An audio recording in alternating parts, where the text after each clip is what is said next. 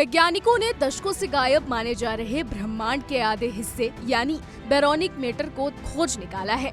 ये मैटर दरअसल hydrogen gas के रूप में हर गैलेक्सी के चारों ओर हेलो जैसे ढांचे में मौजूद था, लेकिन इतना हल्का और फैला हुआ था कि टेलीस्कोप से भी नहीं दिख रहा था। दुनिया भर के वैज्ञानिक सालों से ब्रह्मांड के उस गायब आधे हिस्से की तलाश में जुटे थे जो कभी समझ से परे था। आखिरकार ये रहस्य भी सुलझ गया है। नई रिसर्च में खुलासा हुआ है कि जो मैटर दशकों से लापता माना जा रहा था वह हमारी आंखों के सामने ही मौजूद था, बस इतने हल्के रूप में कि हम उसे देख नहीं पा रहे थे। इस खोज ने ब्रह्मांड की संरचना और उसके गहरे रहस्यों को समझने की दिशा में नई उम्मीद जगा दी है। वैज्ञानिकों ने बताया है कि ये लापता हिस्सा बेरोनिक मैटर है।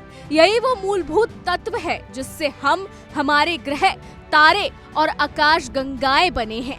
यानी जिस पदार्थ से पूरा भौतिक ब्रह्मांड बना है उसका लगभग 50% हिस्सा अब तक वैज्ञानिकों की पकड़ से बाहर था।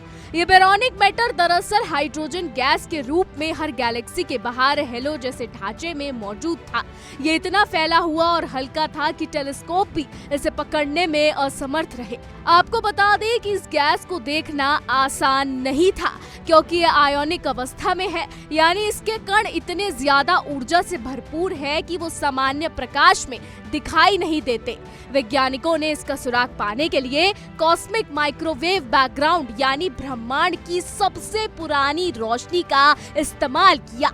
जब ये रोशनी गैस के बादलों से टकराती है तो उसमें बेहद हल्का परिवर्तन आता है। यह परिवर्तन आमतौर पर दिखता नहीं, लेकिन वैज्ञानिकों ने स्टेकिंग टेक्निक अपनाई जिसमें लाखों ऑब्जर्वेशन को एक दूसरे के ऊपर जमा किया गया। इससे वो गैस जो पहले अदृश्य थी अब चमकने लगी और उसकी मौजूदगी का पता चल गया।